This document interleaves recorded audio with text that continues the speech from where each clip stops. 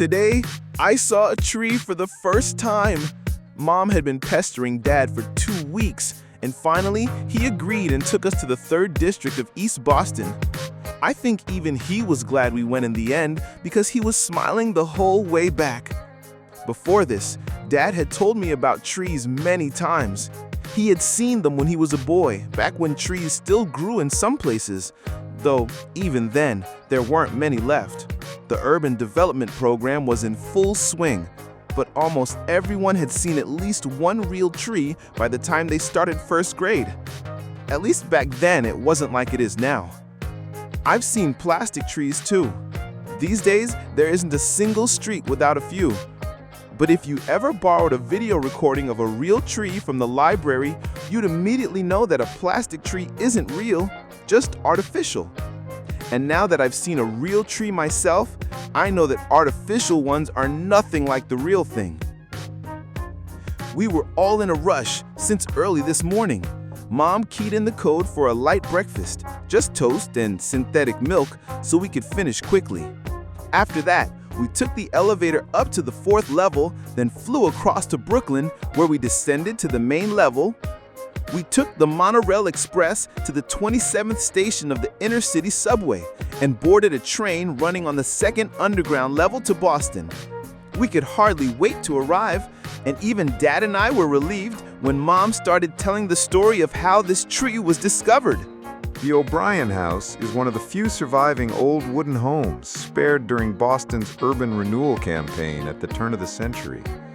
The owners had managed to prevent its demolition thanks to their wealth and political influence, and the house had been passed down through generations.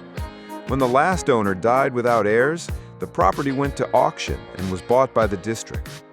During the inspection, local officials discovered a backyard, something strictly forbidden in our zone. And in that yard stood a real tree, a dupe, as Mom called it. Once word spread, crowds flocked to see it, and the authorities realized its profit potential. They began charging admission, even marketing it as a tourist attraction.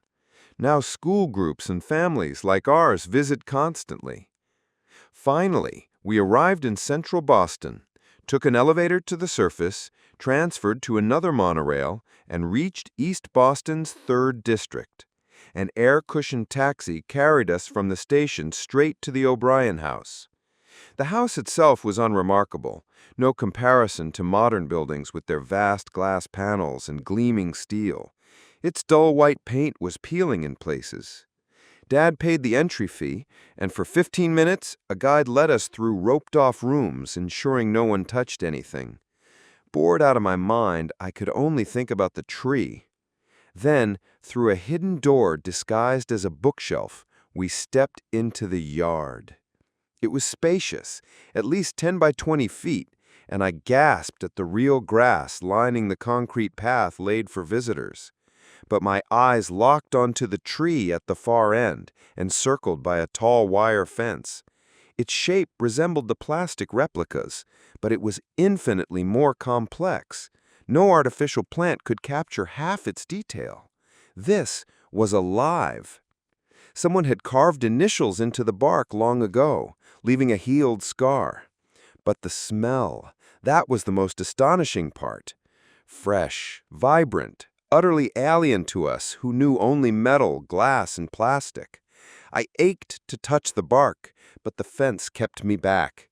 Mom and Dad just breathed deeply, gazing upward with quiet smiles. Too soon, the guide announced our time was up. I didn't want to leave. I nearly cried. On the ride back, my parents stayed silent. I flipped through the pamphlet we'd been given and froze at the news. Next year, the O'Brien House would close.